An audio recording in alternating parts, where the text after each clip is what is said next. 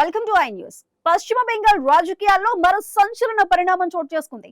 మమతా బెనర్జీ నేతృత్వంలోని తృణమూల్ కాంగ్రెస్ కు చెందిన సుమారు 440 కోట్ల నిధులు ఉన్న 3 బ్యాంక్ ఖాతాలు ఫ్రీజ్ కావటం, వాటిపై వెంటనే ఉపశమనం ఇవ్వాలని చేసిన విజ్ఞప్తిని కలకత్తా హైకోర్టు తిరస్కరించడం ఇప్పుడు దేశవ్యాప్తంగా చర్చనీయాంశమైంది. అసలు ఈ ఖాతాలు ఎందుకు ఫ్రీజ్ అయ్యాయి, హైకోర్టు ఏమంది చూద్దాం.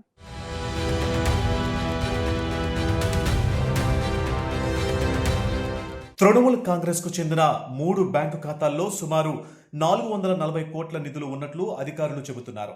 ఈ ఖాతాల్లో అక్రమంగా సేకరించిన డబ్బు జమైందని ఫిర్యాదు ఆధారంగా పోలీసులు విచారణ ప్రారంభించారు. దీంతో ఆ ఖాతాల్లో లావాదేవీలను నిలిపివేస్తూ ఫ్రీజ్ చేయాలని బ్యాంకుకు ఆదేశాలు వెళ్లాయి.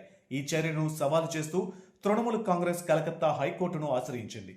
పార్టీ తరపు సీనియర్ న్యాయవాది అత్యవసర విచారణ కోరినా తక్షణ విచారణకు హైకోర్టు నిరాకరించింది. కేసును సాధారణ విచారణ ప్రక్రియలోనే పరిశీలిస్తామని స్పష్టం చేసింది. ఈ వివాదానికి మరో కీలక కోణం కూడా ఉంది. పార్టీ మాజీ మంత్రి అరూప్ బిస్వాస్ తనను పార్టీ ఖజానాదారుడిగా పేర్కొంటూ బ్యాంకుకు లేఖ రాసి ఖాతాలను తాత్కాలికంగా నిలిపివేయాలంటూ కోరినట్లు సమాచారం. మరోవైపు తాను అసలు ట్రెజరర్ కాదని, ఆయనకు ఆ అధికారం లేదని పార్టీ వర్గాలు వాదిస్తున్నాయి.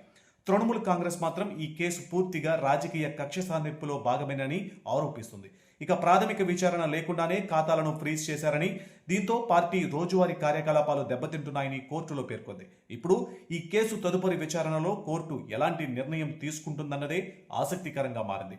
ఖాతాలపై ఫ్రీజ్ కొనసాగుతుందా లేక తృణమూల్కు ఉపశమనం లభిస్తుందా అనే ప్రశ్నలకు రానున్న విచారణలో సమాధానం దొరకనుంది.